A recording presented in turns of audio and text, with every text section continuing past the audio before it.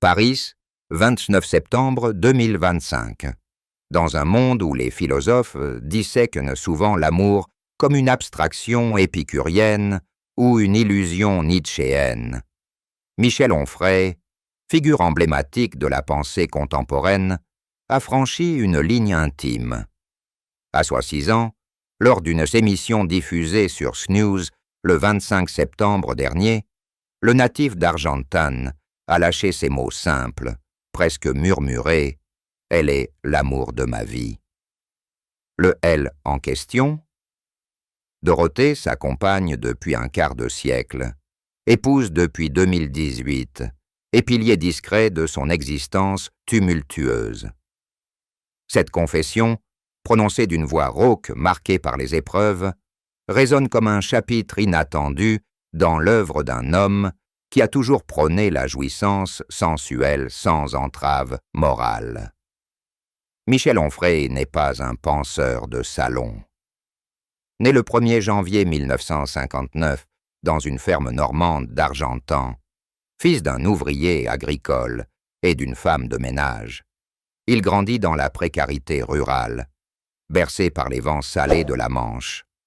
Orphelin de père à l'adolescence, il trouve refuge dans les livres, dévorant d'Épicure et Nietzsche dès ses années lycée.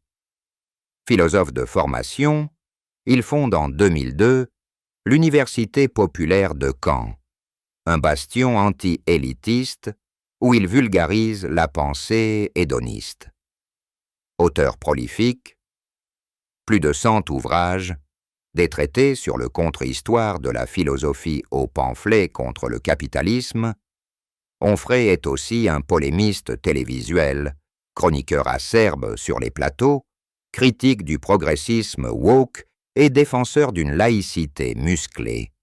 Son corps, marqué par 3 AVC en 2014 et une hospitalisation pour Covid-19 en 2020, témoigne d'une vitalité farouche. Pourtant, derrière ce colosse intellectuel, une trame affective se tisse, faite de loyautés complexes et de silences complices. Retour sur cette double vie qui a duré 25 ans. En 1976, à 17 ans, Onfray épouse Marie-Claude Ruel, une infirmière rencontrée lors d'un stage hospitalier. Leur union, forgée dans la simplicité ouvrière, dure 37 ans. Marie-Claude devient sa muse et sa collaboratrice, l'accompagnant dans les coulisses de ses conférences et de ses écrits.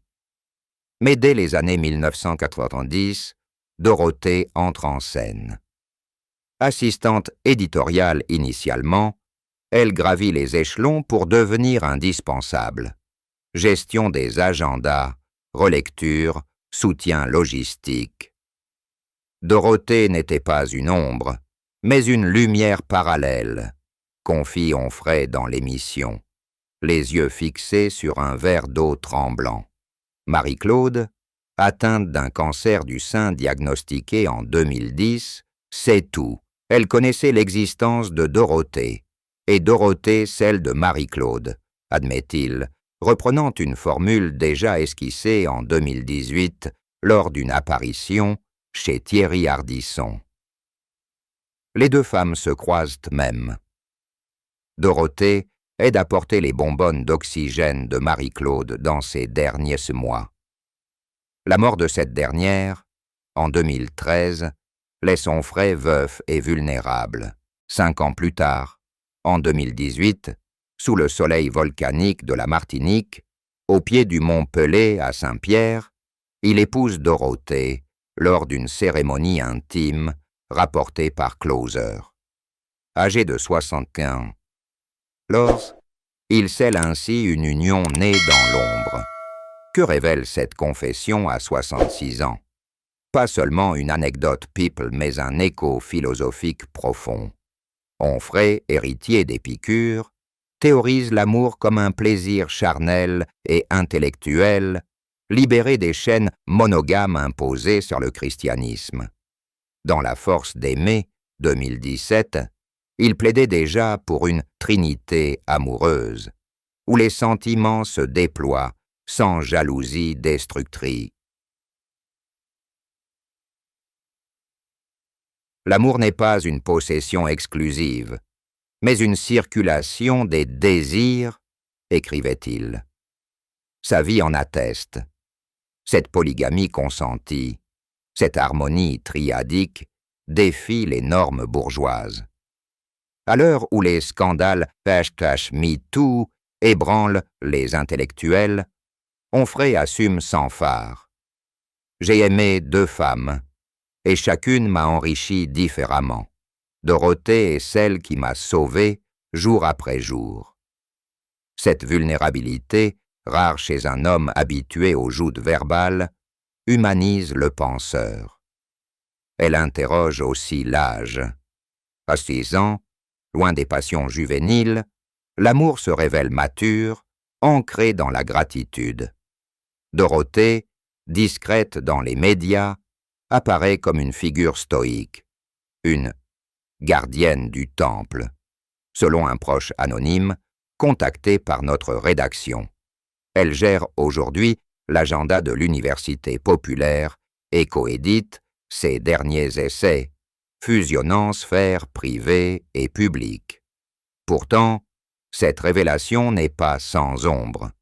Des biographes, comme dans Le deuil de la mélancolie, 2023, soulignent le poids du deuil. Onfray, hanté par la perte de Marie-Claude, a-t-il tardé à nommer Dorothée l'amour de sa vie par loyauté posthume? Le temps s'est guéri, mais il creuse aussi les silences, analyse la psychanalyste Elisabeth Roudinesco dans un essai récent sur les amours intellectuels. Socialement, cette confession divise. Pour les féministes radicales, c'est une apologie du polyamour patriarcal. Pour les hédonistes, un manifeste libérateur. Onfray, indifférent aux critiques, persiste. À mon âge, on n'a plus le temps pour les faux semblants. Elle est mon présent, mon futur. Au-delà du personnel, cette histoire éclaire une France en mutation. Dans une société où les seniors redéfinissent la vieillesse, divorce tardif en hausse de 20% selon l'INSEE, Onfray incarne une vitalité amoureuse post-soixantaine. Son cas, amplifié par les réseaux, inspire des débats. L'amour éternel existe-t-il? Où est-il? Une construction narrative. Les chiffres parlent.